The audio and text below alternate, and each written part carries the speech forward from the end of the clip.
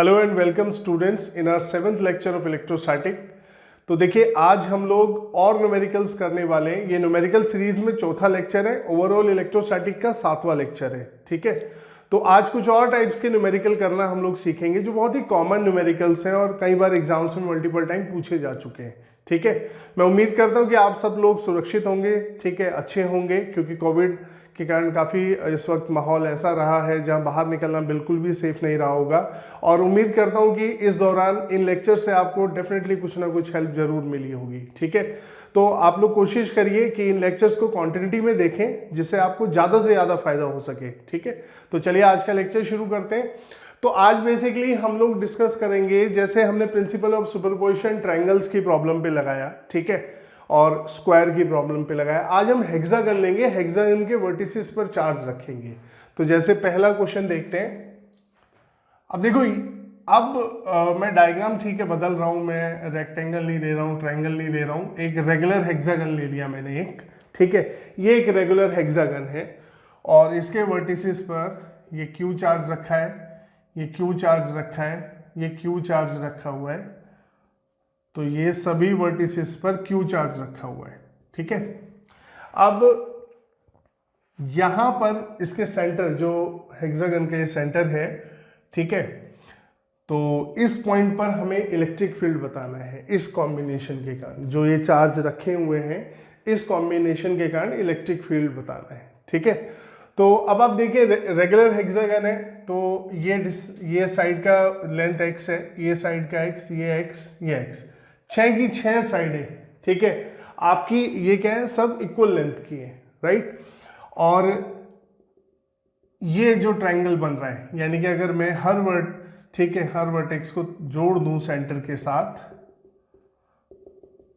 ठीक है, तो ये जहां पर इंटरसेक्ट कर रहे हैं, बेसिकली ये पॉइंट आपका सेंटर कहला रहा है। ठीक है, तो अब देखिए जब मुझे यहां पर इलेक्ट्रिक फील्ड बताना है इस पॉइंट पर, तो मुझे इस डिस्टेंस की जरूरत पड़ेगी। ये चलो इसको लिख देते नाम A B C D E F. ठीक है, तो यहां पर मुझे, ठीक है, ये पॉइंट हम मान लेते हैं P, इस पॉइंट को P मान लेते हैं जिसपे इलेक्ट्रिक फील्ड निकालना है। तो अब देखिए ये मुझे डिस्टेंस चाहिए।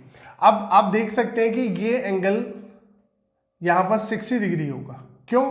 क्योंकि अगर मैं इसकी बात करूं तो ये आपका टोटल 360 डिग्री हुआ। ठीक है, ये पूरा टोटल 360 हुआ और कितने पार्ट है इसमें, 1 2 3 4 5 6, तो 360 डिवाइडेड बाय 6 कितना होगा, 60 डिग्री। तो यानी कि हर साइड सेंटर पे कितना एंगल सबटेंड कर रही है, हर साइड 60 डिग्री एंगल सबटेंड कर रही है। ठीक है, और दूसरा ये डिस्टेंस इस डिस्टेंस के बराबर होगा, क्योंकि ये सिमेट्रिकल सेंटर है, तो इसका हर वर्टेक्स से डिस्टेंस आपका क्या होगा, सभी वर्टिसेस से इसका डिस्टेंस क्या होगा, सेम होगा। ठीक है, तो अगर ये x है तो ये डिस्टेंस और ये डिस्टेंस भी सेम होगा, ये एंगल 60 डिग्री हो चुका। तो अगर ये दोनों डिस्टेंस सेम है तो ये ट्रायंगल आइसोसेलेस तो बन ही रहा है यहां पर, क्योंकि ये वाली साइड और ये वाली साइड इक्वल है। तो ये 60 हो गया, बचा कितना, 120, तो ये भी 60 हो जाएगा और ये भी 60 हो जाएगा। ठीक है, दोबारा देखिए, मैं ट्रायंगल यहां बना देता हूं, ये पॉइंट P है हमारा, ये ट्रायंगल जो यहां पर हमने बनाया PAB, और सभी ट्रायंगल में ऐसे होगा। ठीक है, रेगुलर हेक्सागन में। तो अब आप देखिए यहां पर ये x है, ये एंगल 60 डिग्री है। क्यों? क्योंकि पूरा 360 था और हर साइड, ठीक है, इक्वल एंगल सबटेंड कर रही है। जितना ये कर रही है उतना ये कर रही है सेंटर पर, उतना ये कर रही है, उतना ये कर रही है, उतना ये कर रही है, उतना ये कर रही है। तो 360 को अगर 6 इक्वल पार्ट्स में डिवाइड करोगे तो ये एंगल 60 डिग्री आएगा। ठीक है, अब देखो PB और PA इक्वल है, क्योंकि ये सिमेट्रिकल सेंटर है, तो यहां से और यहां से ये डिस्टेंस सेम होगा। ठीक है, तो 180 में से 60 गया, बचा कितना, 120 डिग्री। अब 120 डिग्री यहां पर ये एंगल और ये एंगल भी सेम होंगे, आइसोसेलेस ट्रायंगल है। ठीक है, तो इसका मतलब 120 का आधा कितना हुआ, 60, तो ये 60 होगा तो ये भी 60। तो अब ये कैसा ट्रायंगल बन गया, इक्विलैटरल ट्रायंगल बन गया। ठीक है, तो एक तो रेगुलर हेक्सागन के बारे में, जब भी रेगुलर हेक्सागन से रिलेटेड क्वेश्चन आता है आपको ये पता होना चाहिए, ये ज्योमेट्रिकल पार्ट। ठीक है, तो ये 60 डिग्री, ये 60 डिग्री, ये 60, तो ये x, तो ये भी x, ये भी x। ठीक है, तो रेगुलर हेक्सागन में ये साइड x है तो ये भी x है और ये भी x है, ठीक है। तो ये जो ट्रायंगल बनता है, ये सेंटर से अगर हम इनको मिला दे साइड के दोनों कॉर्नर्स को, तो ये कौन सा ट्रायंगल बनता है? ये बनता है इक्विलेटरल ट्रायंगल, ठीक है। तो अब यहां पर आप देखिए कि यहां पर क्यू चार्ज रखा है, यहां पर क्यू चार्ज रखा है। अब एक बात क्लियर हो गई, हर चार्ज से डिस्टेंस कितना है? x x x। ये सारे ट्रायंगल इक्विलेटरल ट्रायंगल है, ठीक है। तो ये सब इक्विलेटरल ट्रायंगल हो गए, क्लियर। अब देखें जरा इलेक्ट्रिक फील्ड की। अब देखिए इस पॉइंट को यहां बनाता हूं मैं, P पॉइंट को, ठीक है। अब आप देखिए इस A के कारण किधर आएगा इलेक्ट्रिक फील्ड? इस डायरेक्शन में, ठीक है। इसे हम लिख देते हैं EA, ठीक है। इस चार्ज जो कि A पर रखा है, इसके कारण इधर इलेक्ट्रिक फील्ड आएगा इस डायरेक्शन में, ठीक है। ये इसे हमने EA लिख दिया, करेक्ट। इस चार्ज के कारण जो D पे रखा है, इसके अपोजिट आएगा, क्योंकि इलेक्ट्रिक फील्ड किधर होता है? चार्ज को जिस पॉइंट से आप जोड़ते हैं उस लाइन के अलोंग, ठीक है। तो इसके कारण ये पॉजिटिव चार्ज है, फील्ड इधर हो गया, इसके कारण इधर हो गया, ठीक है। तो अगर इधर ये आ रहा है, इधर कितना आ रहा है? AD, ठीक है। तो इसके अपोजिट में ये चार्ज है, क्लियर। अब आप देखिए B के कारण इस लाइन के अलोंग आ रहा है, BE लाइन के अलोंग, तो ये हो गया EB, ठीक है। अब एक क्योंकि पॉजिटिव चार्ज है, P पॉइंट पे इलेक्ट्रिक फील्ड इससे हो गया इधर इस लाइन के अलोंग, ठीक है। और इसके अपोजिट जो पॉइंट है E, इस पर जो चार्ज रखा है उसके कारण इधर हो गया B की तरफ, ठीक है। तो ये बिल्कुल इसके अपोजिट हो गया। ये कितना लिखेंगे हम? EE, ठीक है। E मतलब ये हमने E लिया है पॉइंट, इसलिए E इलेक्ट्रिक फील्ड के लिए सिंबल, और नीचे वो बता रहे किस पॉइंट के कारण है। अब बचा C और F। C के कारण इधर और F के कारण इसके अपोजिट इधर, ठीक है। तो एक फील्ड इधर हो गया, ये हो गया EF F के कारण, और इसके कारण इधर हो गया, ठीक है, EC, राइट। तो ये आपकी सिचुएशन यहां पर बन गई, क्लियर। अब आप देखिए अगर आप यहां पर बात करें EA equals to EB equals to EC equals to ED equals to EE equals to EF, सब चार्ज के कारण इलेक्ट्रिक फील्ड सेम होंगे। क्यों सेम होंगे? क्योंकि इस पॉइंट से हर चार्ज का डिस्टेंस सेम है और चार्ज के मैग्नीट्यूड्स भी क्यू क्यू दिए हुए हैं, ठीक है। तो कितना होगा? 1/4 pi epsilon not Q by x का स्क्वायर, ठीक है। इस यहां पर जो चार्ज रखा है उसके कारण फील्ड कितना होगा? Q, चार्ज Q है, Q, और ये आपका कितना हो गया? ये हो गया 1/4 pi epsilon not Q by x square, ठीक है। ये आपका फील्ड आ गया। तो सारे फील्ड इक्वल है, तो जब ये मैग्नीट्यूड में इक्वल है तो ये इसके अपोजिट हो गया, तो ये इसको कैंसिल कर देगा, ठीक है। ये वाला इसको कैंसिल कर देगा और ये वाला इसको कैंसिल कर देगा, ठीक है, क्लियर। तो अब यहां पर देखिए एक बात पता लगी कि यहां पर नेट इलेक्ट्रिक फील्ड कितना आ रहा है? ई नेट 0 आ रहा है, ई नेट आ रहा है 0। तो यानी नेट इलेक्ट्रिक फील्ड यहां पर कितना हो गया? 0 हो गया, ठीक है। तो एक बात हमें पता लगी कि अगर किसी भी सिमेट्रिकल फिगर में चार्जेस सिमेट्रिकली अरेंज हो, देखो लाइन ध्यान से सुनना जो मैं बोल रहा हूं। एक सिमेट्रिकल फिगर है, ठीक है, तो सिमेट्रिकल फिगर के सेंटर पे इलेक्ट्रिक फील्ड जरूरी हो ये मैं नहीं बोल रहा हूं। मैं क्या बोल रहा हूं कि अगर कोई सिमेट्रिकल फिगर दिया आपको, ठीक है, कोई भी आपको स्क्वायर दिया है, रेक्टेंगल दिया है, रेगुलर हेक्सागन दिया है, रेगुलर पेंटागन दिया है, तो इनके सिमेट्रिकल सेंटर पे इलेक्ट्रिक फील्ड 0 होगा। लेकिन उसकी कंडीशन होती है क्या? कि चार्जेस को सिमेट्रिकली प्लेस होना चाहिए, जो उस पर चार्जेस प्लेस्ड हैं वो सिमेट्रिकल होने चाहिए, ठीक है। यानी कि सिर्फ इस फिगर का सिमेट्रिकल होना जरूरी नहीं है, इस फिगर पर जो चार्जेस इसके वर्टिसेस पर प्लेस्ड है ये सिमेट्रिकल होने चाहिए, ठीक है, अरेंजमेंट सिमेट्रिकल होना चाहिए। कैसे? अभी से देखेंगे। अभी तो हमने सबको एक जैसा चार्ज लिया था, क्यू क्यू क्यू, ठीक है। इलेक्ट्रिक फील्ड नेट कितना आ गया? 0, क्योंकि इसके इलेक्ट्रिक फील्ड को इसका इलेक्ट्रिक फील्ड कैंसिल कर रहा है, इसके इलेक्ट्रिक फील्ड को इसका इलेक्ट्रिक फील्ड कैंसिल कर रहा है, और इसके इलेक्ट्रिक फील्ड को इसका इलेक्ट्रिक फील्ड कैंसिल कर रहा है, ठीक है। तो ये हमने कंक्लूजन निकाल लिया कि अगर सिमेट्रिकली चार्ज प्लेस्ड है, तो अब इस बात को हम चेक करते हैं कि अगर डायग्राम सिमेट्रिकल है लेकिन चार्जेस अगर सिमेट्रिकल प्लेस नहीं है, क्या तब इलेक्ट्रिक फील्ड सेंटर पे जीरो नहीं होता है? ठीक है, तो इसको भी वेरीफाई करके देखते हैं। ठीक है, तो पहले तो ये हमने किया। अब एक काम करते हैं, एक डायग्राम और लेते हैं। इधर देखिए,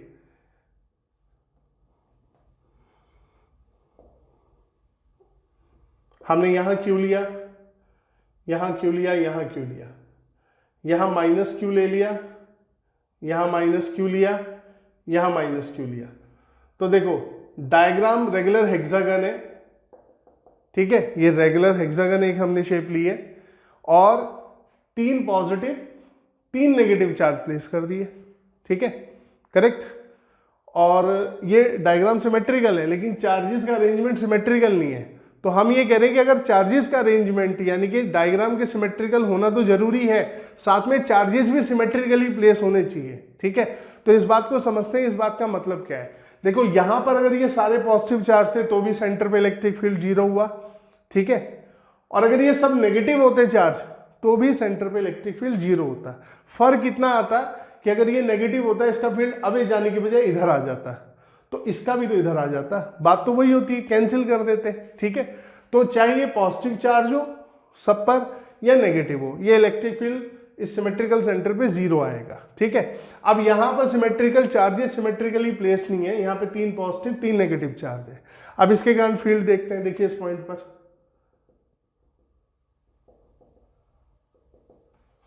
इसको एक बार दोबारा बना देते हैं। ठीक है, ये हमारा पॉइंट पी हो गया।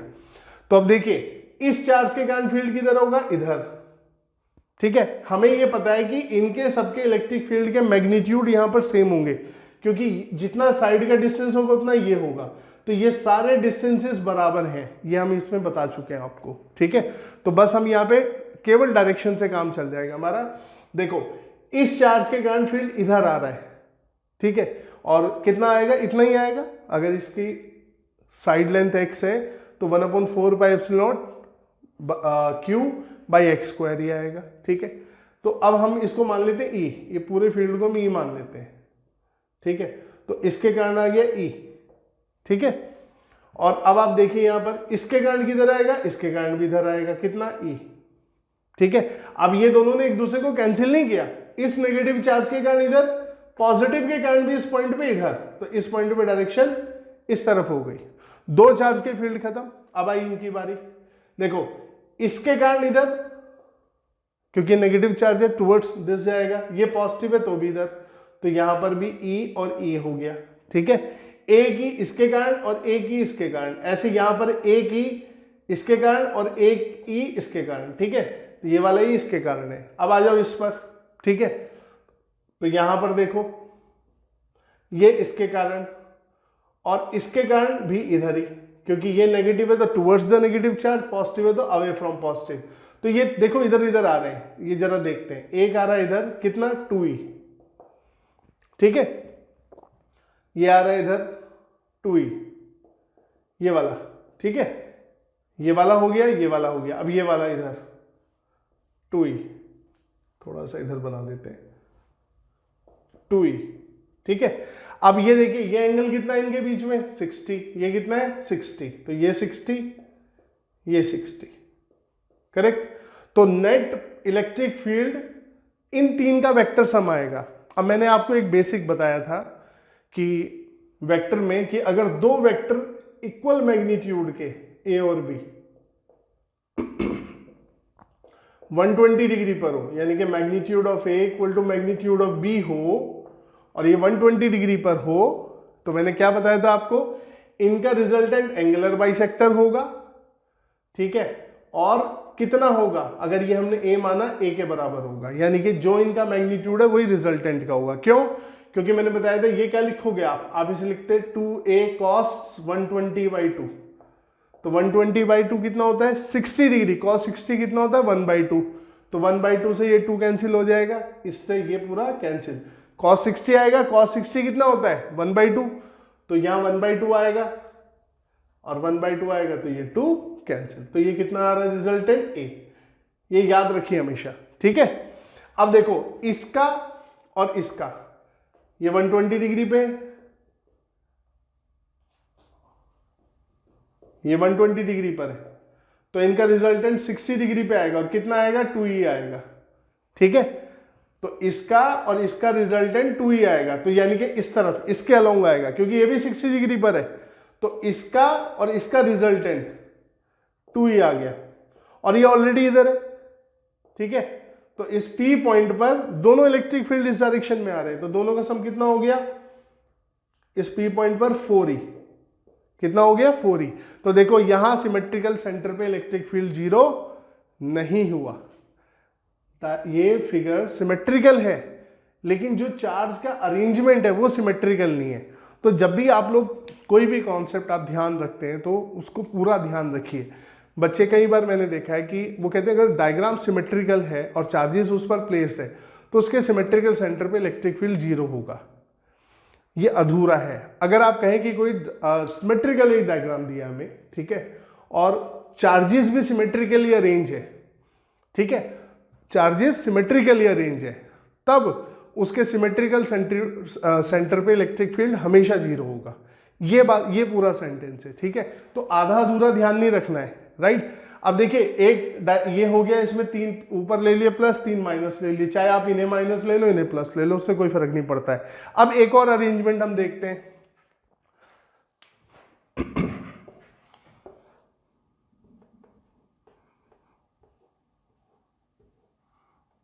ये प्लस क्यू, ये माइनस क्यू, ये प्लस क्यू, ये माइनस क्यू, ये प्लस क्यू, ये minus Q.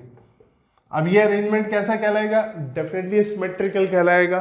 Plus minus plus minus plus minus symmetry है इसमें, ठीक है। और ये सिमेट्रिकल डायग्राम पे, तो अब देखो यहां पर पहले मैं जोड़ देता हूं इनको। इसके कारण फील्ड किधर आएगा? इधर, ठीक है, क्लियर।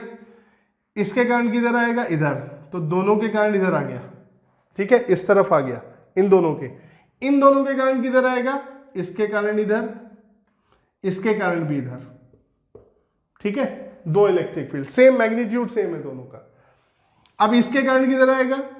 इधर, ठीक है, और इसके कारण भी किधर आएगा? इधर, क्योंकि ये प्लस चार्ज है तो इस पॉइंट पे अवे, और ये माइनस है तो इसके टूवर्ड्स, तो दोनों फील्ड सेम डायरेक्शन में आ रहे हैं। तो अब देखो कैसे बन रहे हैं, ये 2e, ठीक है, ये 2e। अब ये कितने एंगल पे? 60 प्लस 60, 120 डिग्री के एंगल पर, तो ये भी कितना हो गया? 120 डिग्री के एंगल पर हो गया, ठीक है। अब यहां पर देखिए ये कितने पर है? यहां पर, ठीक है, ये एंगल कितना हुआ? 60 60, ठीक है, 60 60, तो जाहिर सी बात है ये आपका इसके साथ कितना बना रहा है? 240, ठीक है, क्लियर। तो अब देखो इन दोनों का रिजल्टेंट कहां आएगा? ये 120 डिग्री पे। मैंने अभी बताया कि अगर वेक्टर के मैग्नीट्यूड सेम हो, ठीक है, और वो 120 डिग्री एंगल पर इंक्लाइंड है, तो उनका रिजल्टेंट उतना ही रहता है, ठीक है।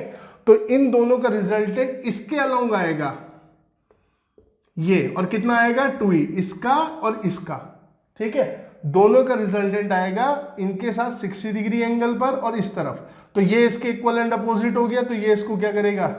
कैंसिल कर देगा, ठीक है। दोबारा से देख लो, ये इलेक्ट्रिक फील्ड 2e है, ये इलेक्ट्रिक फील्ड 2e है, ठीक है, कोई भी ले लो आप, चाहे ये दोनों ले लो, ये दोनों ले लो, सब में 120 डिग्री का एंगल है इनमें सब में, ठीक है। तो अब आप देखो मैंने ये दोनों ले लिए, तो 120 का है तो इनका रिजल्टेंट दोनों से क्या आ गया? इधर, कितने पे? 60 डिग्री पे। और एग्जैक्टली इस वाले के क्या होगा? अपोजिट, क्योंकि इसके साथ 60 डिग्री वाली लाइन ये है, ठीक है, इसके साथ भी और इसके साथ भी, तो इन दोनों का रिजल्टेंट इस तरफ आ रहा है, ठीक है। तो ये इसके इक्वल एंड अपोजिट हो गया, तो इलेक्ट्रिक फील्ड क्या हो गया?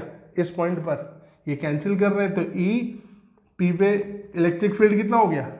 0 हो गया इलेक्ट्रिक फील्ड, ठीक है। तो अब आप देख सकते हैं कि अगर हमारा, ठीक है, सिमेट्रिकली चार्ज प्लेस्ड है, सिमेट्रिकल डायग्राम तो हो गई, जो भी फिगर होगा सिमेट्रिकल होगा। अगर चार्जेस सिमेट्रिकली प्लेस्ड है तो ही इलेक्ट्रिक फील्ड नेट क्या होगा? 0 होगा सेंटर पे, ठीक है, करेक्ट। यहां पर नहीं हुआ 0, यहां 0 हुआ, यहां 0 हुआ, ठीक है। तो बहुत आसान क्वेश्चन है, बहुत ही इजी क्वेश्चन है। क्या लग रहा है? प्रिंसिपल ऑफ सुपरपोजिशन लग रहा है। अब देखो, हमने प्रिंसिपल ऑफ सुपरपोजिशन की आदत पड़ गई है, अब उसको बार बार हमें नाम नहीं लेना पड़ रहा। हमें मालूम है कि इस पॉइंट पर एक से ज्यादा चार्जेस से इलेक्ट्रिक फील्ड निकालना है, तो पहले फील्ड को सबको मेंशन कर दो अलग अलग, उसके बाद उनका वेक्टर सम कर दो। वेक्टर सम करने के कई तरीके हैं, तो उनमें से जो हमारे लिए कन्वीनियंट पड़ रहा है वो तरीका हम लोग यूज कर रहे हैं। ठीक है, तो ये आपने एक स्टेटमेंट आपने समझा कि अगर सिमेट्रिकली चार्ज प्लेस है किसी सिमेट्रिकल फिगर पर, तो उसके सिमेट्रिकल सेंटर पर इलेक्ट्रिक फील्ड हमेशा क्या होता है? 0 होता है। ठीक है, स्क्रीनशॉट ले लीजिए इसका।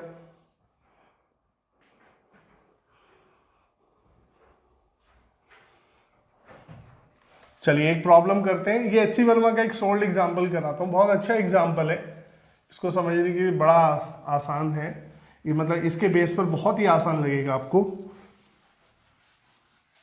इसी स्टेटमेंट का इस्तेमाल करेंगे जो भी हमने सीखा है। ठीक है, और देखो कितनी आसानी से हो जाएगा क्वेश्चन।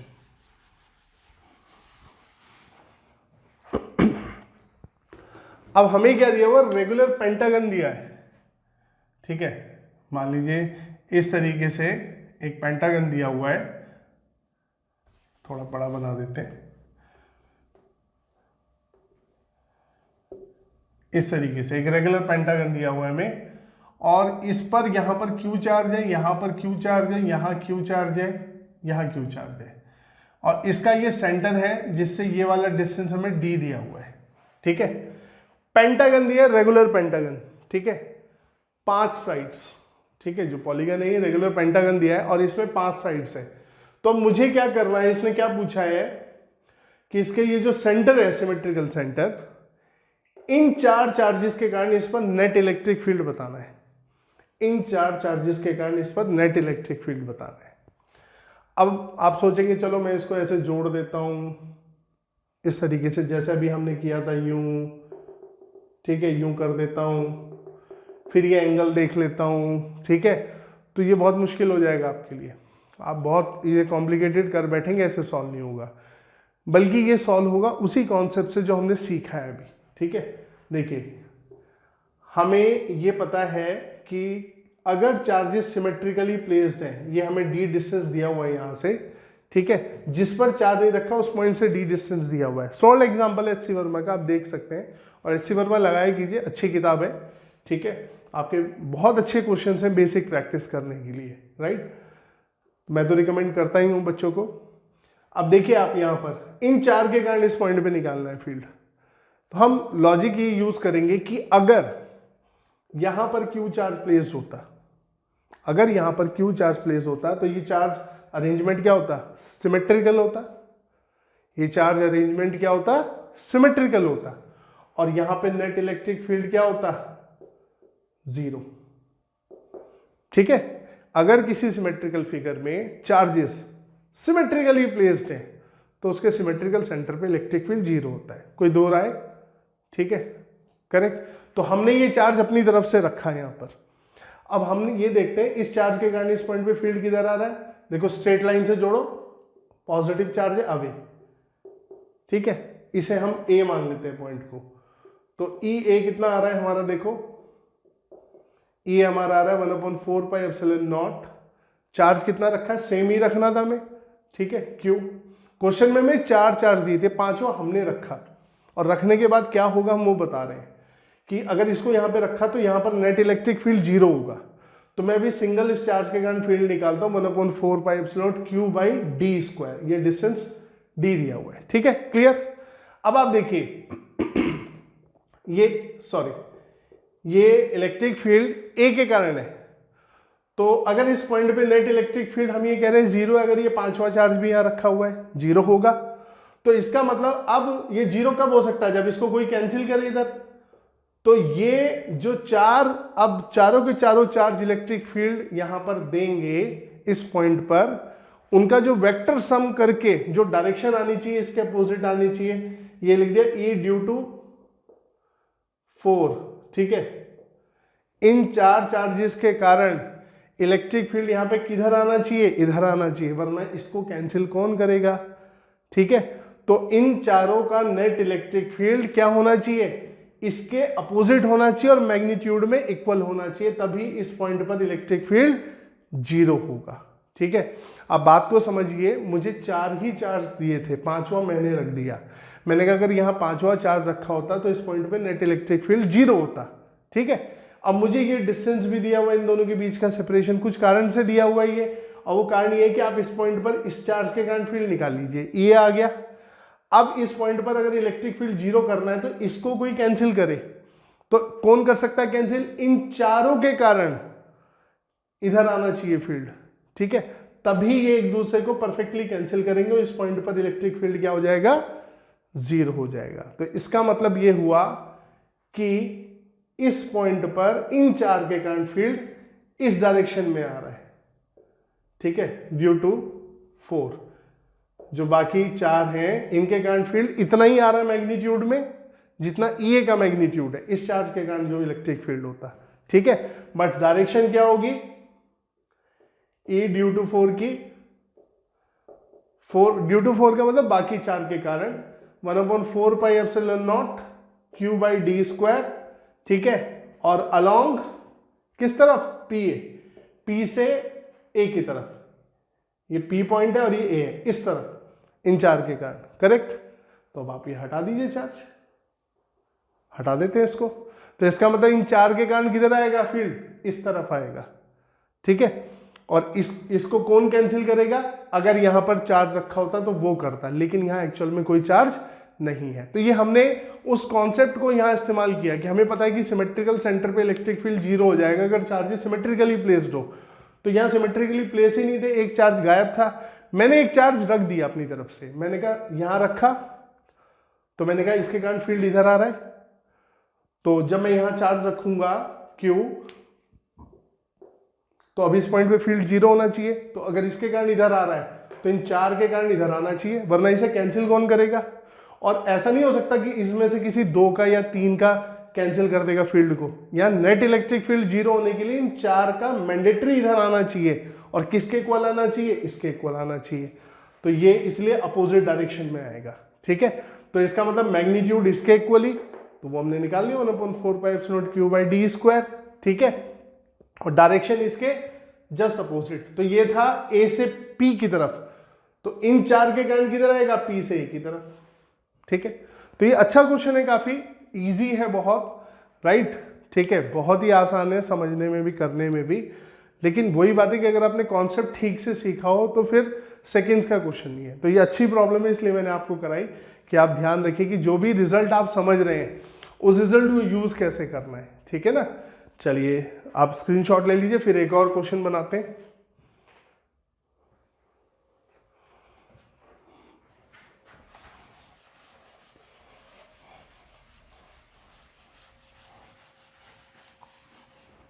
अब देखिए, अब जो हम क्वेश्चन लेंगे वो भी बहुत पूछे जाते हैं और सिंपल क्वेश्चन होते हैं कि 2 चार्जेस रखे हुए हैं, बताइए थर्ड चार्ज को कहाँ प्लेस करे कि वो उन दोनों के कारण कोई फोर्स एक्सपीरियंस ना करे या पूरा सिस्टम इक्विलिब्रियम में हो जाए। ठीक है, 2 पहले से दिए होंगे चार्ज, ठीक है, वो सेम आपका पोलैरिटी के हो सकते हैं, अपोजिट पोलैरिटी के हो सकते हैं, मैग्नीट्यूड बड़ा छोटा हो सकता है, राइट। तो ऐसे क्वेश्चन का मेथड मैं आपको बता रहा हूँ कि कैसे मेथड एनालाइज करते हैं हम लोग। ठीक है, जिससे जब वो एग्जाम में या कभी भी हमारे सामने आए तो हम बहुत इजीली सॉल्व कर देते हैं। ठीक है, तो जैसी भी उस तरह की जितनी भी प्रॉब्लम पॉसिबल है, ठीक है, वो सब प्रॉब्लम इससे हो जाएंगी और बहुत इजीली हो जाएंगी। तो चलिए देखते हैं। तो सबसे पहले हमें ये सिचुएशन दी है, मान लीजिए ये चार्ज Q दिया है, ये 2Q दिया है। मैं जानबूझ के इनको एक को छोटा एक को बड़ा ले रहा हूं, ठीक है, आपको कुछ समझाने के लिए। ये पॉइंट A हो गया, ये B हो गया। अब उसने हमें कहा है दोनों पॉजिटिव है, दोनों पॉजिटिव चार्ज है। ठीक है, हमसे पूछा कि वो पॉइंट बताओ इस लाइन AB पर जिस पॉइंट पे इलेक्ट्रिक फील्ड 0। देखो, इस क्वेश्चन को 2 तरीके से बोलते हैं, या तो बोलते हैं कि किस पॉइंट पे एक और कोई चार्ज है, मान लो Q0, उसको रखा जाए, ऐसा जो पॉइंट बताओ कि इस लाइन पर कि जहां उस चार्ज को रखा जाए और वो इनके कारण कोई फोर्स एक्सपीरियंस ना करे। ठीक है, अब देखो वो पॉइंट तो वही हो सकता है ठीक है, जहां पर इन दोनों के कारण इलेक्ट्रिक फील्ड जीरो। क्यों? बेसिक क्या है, F equals to q naught E. तो अगर q naught charge E electric field में आएगा तो कोई फोर्स कितना एक्सपीरियंस करेगा, क्यू नोट ई। अगर ये कोई फोर्स एक्सपीरियंस नहीं कर रहा है तो क्यू नोट तो जीरो नहीं है, तो क्या जीरो होगा, इलेक्ट्रिक फील्ड जीरो होगा। तो कभी कभी ये पूछा जाता है चार्ज कहाँ रखे कि वो कोई फोर्स एक्सपीरियंस ना करे, या बोल दे कि ऐसा कोई पॉइंट जहां पर इसको रख दे और पूरा सिस्टम इक्विलिब्रियम में हो जाए, या वो पॉइंट बताओ जहां पर इलेक्ट्रिक फील्ड जीरो हो। ठीक है, वो पॉइंट ढूंढो। सब में एक ही बात है। ठीक है, क्वेश्चन अलग अलग ढंग से पूछा जाता है। अब आप देखिए, मुझे यहां पर वो पॉइंट देखना है। अब यहां पर एक बात आपको समझनी है कि आप इलेक्ट्रिक फील्ड के बेसिक पे जाए। क्या होता है, के क्यू बाई आर स्क्वायर। के तो कांस्टेंट होता है, छोड़ दो। इलेक्ट्रिक फील्ड डायरेक्टली प्रोपोर्शनल होता है चार्ज के, चार्ज ज्यादा तो फील्ड ज्यादा, और इनवर्सली प्रोपोर्शनल होता है उस पॉइंट और जिस चार्ज के कारण आप इलेक्ट्रिक फील्ड निकाल रहे हैं उससे उसके डिस्टेंस का। ठीक है, तो मान लीजिए जैसे ये क्यू चार्ज यहाँ रखा है और ये पॉइंट पी है आर डिस्टेंस पर, तो ये जितना बड़ा होगा उतना इलेक्ट्रिक फील्ड छोटा, मतलब ये बड़ा होगा, ये आपका जो होगा छोटा हो जाएगा, ये छोटा होगा, ये बड़ा हो जाएगा। ठीक है, तो यानी कि ये पॉइंट जितने इसके करीब होगा चार्ज के उतना इलेक्ट्रिक फील्ड बढ़ता है, और जितनी दूर जाता है ये पॉइंट उतना घटता है। इनवर्सली प्रोपोर्शनल है ना, और क्यू के डायरेक्टली प्रोपोर्शनल है। ठीक है, तो अब यहाँ पर ये देखो, मैं इलेक्ट्रिक फील्ड का वो पॉइंट ढूंढने जाऊंगा यहाँ पर कि कहाँ वो पॉइंट पड़ेगा। ठीक है, पहले मैंने सेम पोलैरिटी ली है चार्ज की। तो अब आप एक बात देखिए, ना तो इस चार्ज का मैग्नीट्यूड बदला जा सकता, ना इसका बदला जा सकता, ये तो अलाउड नहीं है क्वेश्चन में हम लोगों को। ठीक है, ये सेम रहेंगे, कांस्टेंट रहेंगे। क्लियर? तो पहली बात, ये पॉइंट तो कांस्टेंट हो गया। ठीक है, लेकिन इससे एक बात पता लगी कि भाई जिसका चार्ज ज्यादा है उसका फील्ड भी क्या होगा, ज्यादा होगा। ठीक है, और जिसका चार्ज कम है मैग्नीट्यूड में उसका फील्ड भी वीक होगा। तो इसका फील्ड इसके फील्ड से ज्यादा होगा, ये तो तय है। क्यों? क्योंकि ये 2Q है और ये Q है। मैंने जानबूझ के Q1 Q2 नहीं लिए यहाँ पर, आपको समझाने के लिए इनमें रिलेशन लिया कि भाई देखो ये बड़ा चार्ज है और ये छोटा चार्ज है। ठीक है, तो फील्ड इसका स्ट्रॉन्गर होगा, इसका वीकर होगा। अब एक बात बताओ, इलेक्ट्रिक फील्ड जहां जीरो होगा तो एक बात तो कॉमन सेंस की बात है, स्ट्रेट लाइन पे चार्ज रखे हैं, ये एक दूसरे को कैंसिल करेंगे। इनके फील्ड कैंसिल कैसे करेंगे, इसका तो पहले से मजबूत है और इसका इसके कंपैरिजन में पहले से वीक है, तो कैंसिल करने के लिए तो बराबर होना चाहिए ना। तो फिर बराबर कैसे करेंगे, तो बराबर ऐसे कर सकते हैं कि अगर हम बड़े चार्ज से सेपरेशन बढ़ा दें उस पॉइंट का, जो भी पॉइंट हम माने जहां भी इलेक्ट्रिक फील्ड हम कहते हैं जीरो होगा, अगर हम बड़े पॉइंट चार्ज से उसका डिस्टेंस बढ़ा दें, ठीक है, तो आर बढ़ जाएगा, आर बढ़ेगा तो फील्ड घट जाएगा। ठीक है, तो अगर मैं इसकी फील्ड की बात करूं, इसके कारण फील्ड जो हमारा है वो है K2Q बाई, मान लो कोई भी पॉइंट होगा, वो अभी x ले रहा हूं ऐसे ही, तो अगर ये x ठीक है ज्यादा होगा तो ये ओवरऑल घटेगा। ठीक है, ये हमने यहां समझा भी कि r बढ़ेगा तो E घटेगा। और देखो इसका फील्ड तो वैसे ही कम है, वीक है, इसके पॉइंट जितना पास जाएगा उतना इलेक्ट्रिक फील्ड बढ़ेगा। ठीक है, तो चार्ज से हमें एक बात क्लियर पता लग गई कि क्योंकि इसका चार्ज का मैग्नीट्यूड ज्यादा है तो वो पॉइंट इससे दूर होना चाहिए, छोटे के वाले के पास होना चाहिए। तो एक कंक्लूजन हमने निकाला, the point where electric field will be zero due to these two charges will always close to the smaller charge। यानी कि वो पॉइंट, जिस पॉइंट पे इलेक्ट्रिक फील्ड जीरो होगा वो छोटे वाले के पास होगा और बड़े वाले से दूर होगा, क्योंकि बड़े वाले से दूर होगा तो बड़े वाले का फील्ड घटेगा ऐसे, और यानी कि नीचे आएगा, कम आएगा मैग्नीट्यूड में, और छोटे वाले के पास होगा उसका बढ़ेगा। तो एक पॉइंट पर इक्वल आएंगे, दोनों इक्वल आएंगे तो कैंसिल कर देंगे। कहने का मतलब इसका फील्ड घटाना है, इसका बढ़ाना है। ठीक है, तभी तो इलेक्ट्रिक फील्ड कैंसिल करेंगे एक दूसरे को। तो एक तो ये पॉइंट छोटे चार्ज के पास होगा, ये क्लियर हो गया। अब सवाल ये आता है कि छोटे चार्ज के पास कहां। देखिए अब यहां पे इनकी पोलैरिटी मैटर करती है, ठीक है। तो पोलैरिटी के बेसिस पे हम क्या देखेंगे, अगर मैं मान लो ये पॉइंट लेता हूं कि इस पॉइंट पे होगा, और आपने कहा कि अरे भाई ऐसा नहीं है, ये लाइन को एक्सटेंड कर दो, ये पॉइंट यहां भी हो सकता है छोटे वाले के पास, इधर तो हो नहीं सकता ये पॉइंट किसी भी कीमत पे। बड़े वाले के पास गलती से मत चले जाना, आर बढ़ाओगे ई बढ़ जाएगा, तो ये तो ऑलरेडी इसका तो 2q यही चार्ज ही ज्यादा है, तो इसका फील्ड तो कभी फिर जीरो हो ही नहीं पाएगा, इसके कारण वो वाला कैंसिल ही नहीं कर पाएगा, इसको जो इसके कारण फील्ड होगा वो कैंसिल ही नहीं कर पाएगा। तो the point where the electric field due to these two charges will be zero will always close to the smaller charge. अब स्मॉलर चार्ज के पास दो जगह है, एक in between this line A B, इसी लाइन के बीच में कहीं पर हो, या इस लाइन के बाहर हो, ठीक है। तो अब ये कैसे डिसाइड करेंगे, बड़ा आसान है। देखो अगर ये पॉइंट आप लेते हो तो ये पॉजिटिव चार्ज है, इसके कारण फील्ड की डायरेक्शन किधर आएगी, इधर, इस तरफ, क्योंकि पॉजिटिव है, और ये भी पॉजिटिव है तो इसके कारण भी किधर आएगी, इधर। अब बताओ ये दोनों सेम डायरेक्शन में आ गए, जुड़ेंगे या कैंसिल करेंगे एक दूसरे को, नहीं कर सकते ना। ये पॉजिटिव चार्ज फील्ड इधर देगा इस पॉइंट पर, यहां पर जो भी पॉइंट आप लोगे, और ये पॉजिटिव चार्ज भी इधर देगा, तो ये दोनों तो एक दूसरे की डायरेक्शन में जा रहे हैं, एक दूसरे को कैंसिल करेंगे ही नहीं, तो इसका मतलब इधर पॉइंट एग्जिस्ट नहीं कर सकता। क्लियर, ठीक है। तो अब यहां पर देखें, देखो यहां इसके कारण फील्ड इधर और इसके कारण इधर, तो ये ए हो गया, ये ए भी हो गया, तो ये एक दूसरे को कैंसिल कर सकते हैं, ठीक है। तो ये हमने देखा कि point in between the line A B lie कर रहा है। इन बिटवीन द लाइन का मतलब मिड पॉइंट से बिल्कुल नहीं है, close to the smaller charge, away from the, ठीक है, this bigger charge and close to the smaller one, right, और ए और बी के बीच में, ठीक है। तो देखो जब ये दोनों पॉजिटिव चार्ज थे तो ये पॉइंट बीच में आ रहा है, क्लियर। तो इसका मतलब क्या हुआ, हम यहां पर देखें क्या कंक्लूड हमने किया इससे, कि अगर ये पॉइंट यहां होगा, ये मान लो इनके बीच में सेपरेशन d है, अब देखो तो ये डिस्टेंस अगर x है, ये पॉइंट P मान लेते हैं जहां पे इलेक्ट्रिक फील्ड जीरो है, तो ये x हो गया, तो ये कितना हुआ d माइनस एक्स, तो इसके कारण डिस्टेंस कितना होगा पॉइंट का d माइनस एक्स, इसके कारण कितना होगा x होगा, ठीक है। तो ये पॉइंट बीच में लाई कर गया यहां पर, ठीक है।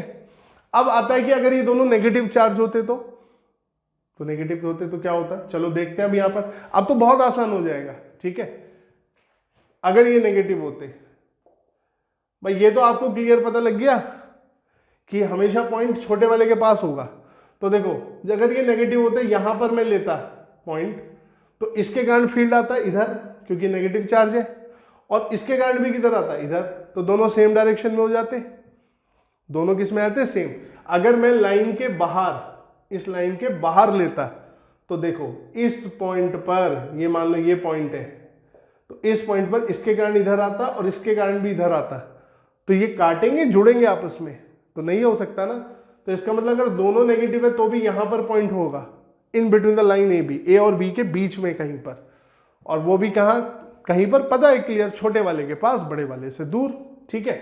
अब देखो यहां पर इसके कारण इधर ये और इसके कारण ये भी इधर, तो देखो यही फिर दोबारा यही पड़ रहा है, ठीक है। तो इससे क्या पता लगा कि अगर सेम पोलैरिटी के चार्ज हैं और उनके कारण आप वो पॉइंट ढूंढ रहे हो जहां इलेक्ट्रिक फील्ड जीरो चाहिए, तो वो पॉइंट कहां लाई करता है लाइन ए और बी के कहीं बीच में, close to the smaller charge, यानी कि इस सेगमेंट के बाहर नहीं होगा, ठीक है। तो हमने यहां से कंक्लूड कर लिया क्या, if polarities of both the charge,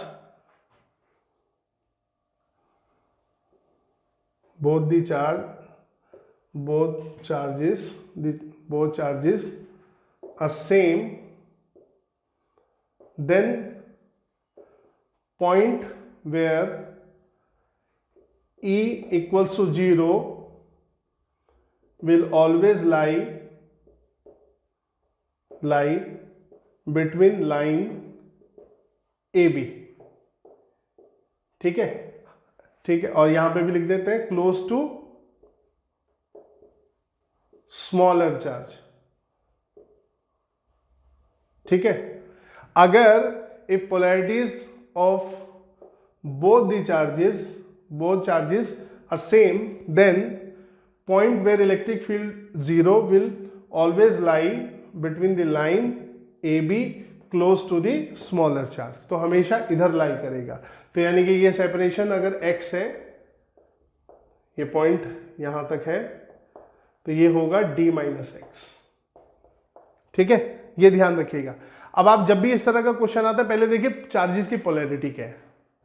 ठीक है, अगर पोलैरिटी सेम है, दोनों पॉजिटिव या दोनों नेगेटिव है, तो आपने एक चार्ज से डिस्टेंस x मानना है और दूसरे से क्या मानना है। अगर दोनों चार्ज d से डिस्टेंस से सेपरेटेड है तो दूसरे से d माइनस एक्स मानना है। यही अंतर आता है बस। ठीक है, अब अगर मान लिया कि अपोजिट पोलैरिटी हो तो चलो उसे भी देख लेते हैं। एक माइनस क्यू और एक प्लस 2q। अब देखो भाई, ये तो क्लियर है कि छोटे वाले के पास होगा पॉइंट, चाहे बाहर हो चाहे अंदर हो, उससे कोई लेना देना नहीं। ठीक है, क्योंकि अगर इसके पास ले गए तो इलेक्ट्रिक फील्ड बढ़ जाएगा। क्लियर। तो अब देखिए आप यहां पर क्या करेंगे, अंदर वाला पॉइंट लेंगे तो ये नेगेटिव चार्ज है, ये माइनस क्यू है। ठीक है, तो ये माइनस क्यू चार्ज है और ये प्लस क्यू, साफ लिख देते हैं। ठीक है, अब देखो इसके कारण फील्ड किधर, इधर, ये प्लस है, इसके कारण किधर, इधर, तो ये दोनों जुड़ेंगे, कटेंगे। ये पॉजिटिव चार्ज इधर देगा, नेगेटिव चार्ज भी इधर आएगा फील्ड, तो दोनों के कारण फील्ड एक ही डायरेक्शन में आ गए, तो इसका मतलब ये पॉइंट नहीं हो सकता। ठीक है, अब आप चाहे इसको नेगेटिव ले लो, इसको मतलब पॉजिटिव ले लो, इसको नेगेटिव ले लो, बात एक ही आएगी। ठीक है, अगर ये मान लीजिए पॉजिटिव होता और ये नेगेटिव होता तो इसके कारण इस पॉइंट पे इधर आता और इसके कारण भी इधर ही आता, क्योंकि नेगेटिव होता तो जुड़ रहे होते। ठीक है, तो इसका मतलब अगर अपोजिट पोलैरिटी है, ठीक है, अगर अपोजिट पोलैरिटी है तो पॉइंट कहां लाई करेगा, ए बी के बाहर, ए और बी के बाहर। देखो इधर क्लोज टू स्मॉल चार्ज, ये तो पहले से तय हो गया, ये माइनस है तो इसके कारण इधर ये, और ये प्लस है तो इसके कारण अवे ई बी। अब ये एक दूसरे को क्या कर सकते हैं, कैंसिल। ठीक है, क्लियर। तो ये पॉइंट कहां लाई करेगा, बाहर, और किसके बाहर, किसके पास, स्मॉलर चार्ज के पास, बड़े के पास मत ले जाना।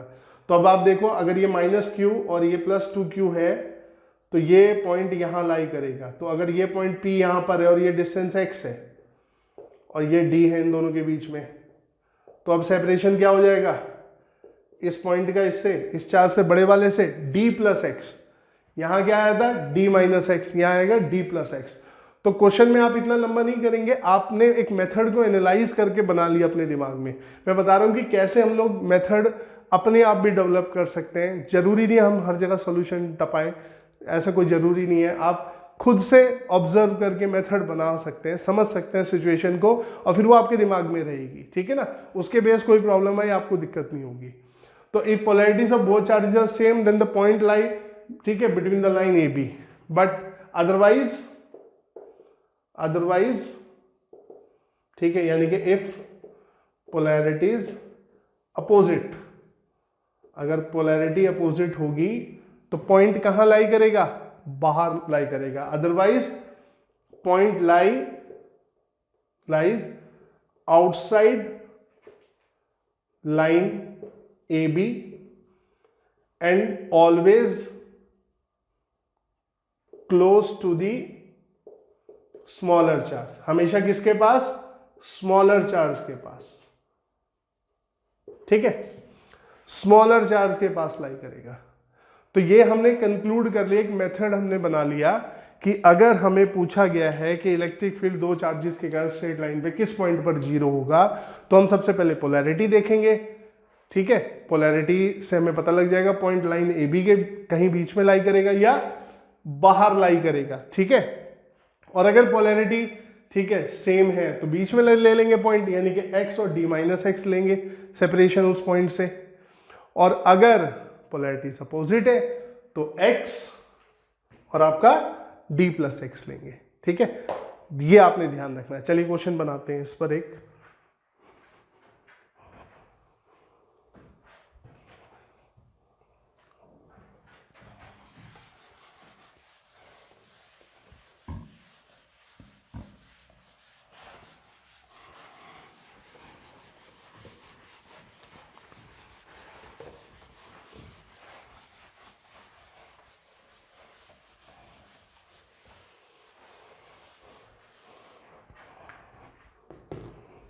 देखिए हमें क्वेश्चन दिया है, यही क्वेश्चन ले लेते हैं, इसी को बना लेते हैं। एक क्यू चार्ज दिया है और एक 3Q चार्ज दिया है, ठीक है, ये भी प्लस दिया है, ये भी प्लस दिया है। तो पूछा कि एक क्यू चार्ज हम रखना चाहते हैं इस लाइन AB पर, जहां पर ये पूरा सिस्टम इक्विलिब्रियम में, यानी कि वो चार्ज कोई फोर्स एक्सपीरियंस ना करे, और कितना चार्ज ये रखेंगे भी इसने पूछ लिया हमसे, ठीक है। ये भी हमें दे सकता है। तो इस क्वेश्चन को कई तरीके से पूछा जा सकता है, लेकिन आप ये मेथड ध्यान रखेंगे तो वो जो भी पूछेगा आपके लिए निकालने में आसानी होगी। तो यहां मैं आपको जो बताता हूं वो पहले वो पॉइंट निकालना बताता हूं। देखो दोनों पॉजिटिव चार्ज है, इनके बीच का सेपरेशन D दिया है हमें, करेक्ट। तो पॉइंट कहां लाई करेगा, सेम पोलैरिटी है यहां कहीं, ये P पॉइंट हुआ। यहां पे चार्ज आप रख देंगे तो ये कोई फोर्स एक्सपीरियंस नहीं करेगा। क्यों? क्योंकि इस पॉइंट पे इन दोनों चार्ज के कारण इलेक्ट्रिक फील्ड 0 होगा, ठीक है। अब ये कितना हो गया x, तो ये कितना हो गया D माइनस एक्स, करेक्ट। तो अब आप क्लियर इसको सॉल्व कर सकते हैं। देखो इस पॉइंट पे जो फील्ड हुआ इसके कारण अबे हुआ ये इधर, और इसके कारण इस पॉइंट पर इधर हुआ EB। तो EA EB को क्या करेंगे, कैंसिल करेंगे, तो यानी कि दोनों के मैग्नीट्यूड क्या होंगे, सेम।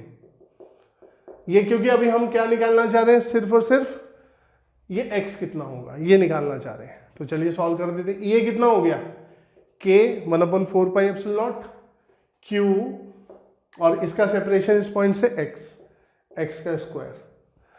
EB कितना हो गया, k 3Q और D माइनस एक्स का स्क्वायर, ठीक है। इससे सेपरेशन कितना है भाई, देखो दोनों के बीच में D था, x इस इधर से हो गया तो इधर कितना बचा, D माइनस एक्स।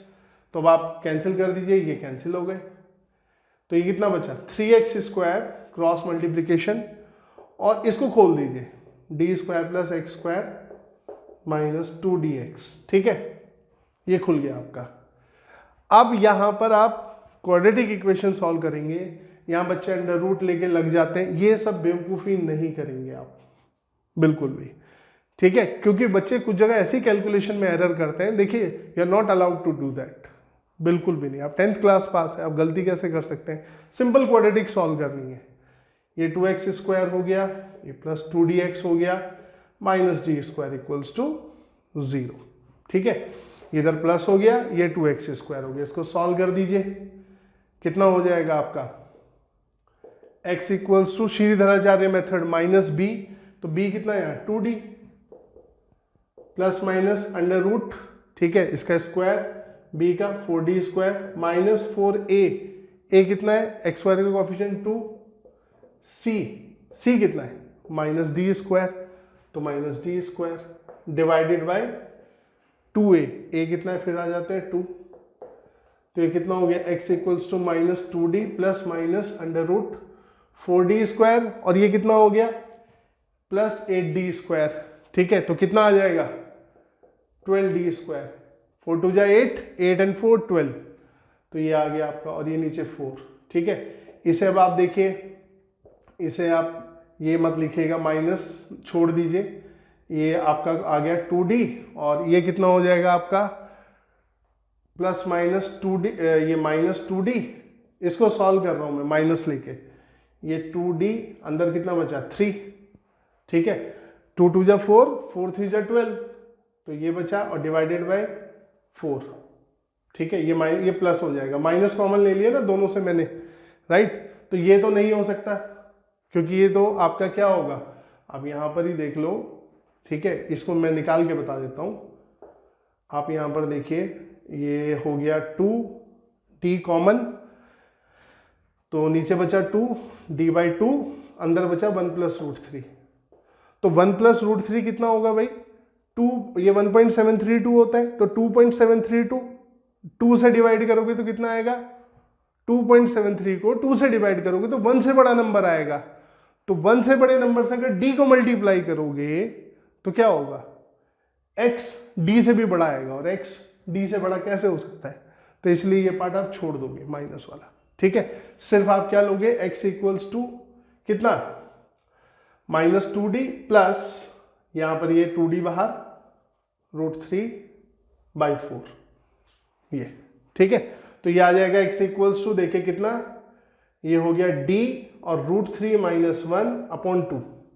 इस 2 से ये 2 4 कैंसिल, तो 2 बचा, तो ये 1.732 - 1 0.732 बचा, 0.732, ठीक है। आप d से मल्टीप्लाई करोगे और 2 से डिवाइड करोगे तो d से छोटा आएगा x, बस यहां ध्यान रखना है आपने, ठीक है। तो ये आ गया सेपरेशन, राइट, कोई प्रॉब्लम नहीं है बिल्कुल भी, ठीक है। तो देखिए कितने इजीली निकल गया है, बहुत इजीली हमने निकाल दिया। तो ये x क्या होगा, d√3 - 1/2। कैलकुलेशन प्लीज एक बार आप जरूर चेक कर लीजिएगा, कई बार बोर्ड पे लिखते वक्त, ठीक है, कैलकुलेशन इधर उधर हो जाती है, तो वो जरूर क्रॉस चेक कीजिएगा, ठीक है ना।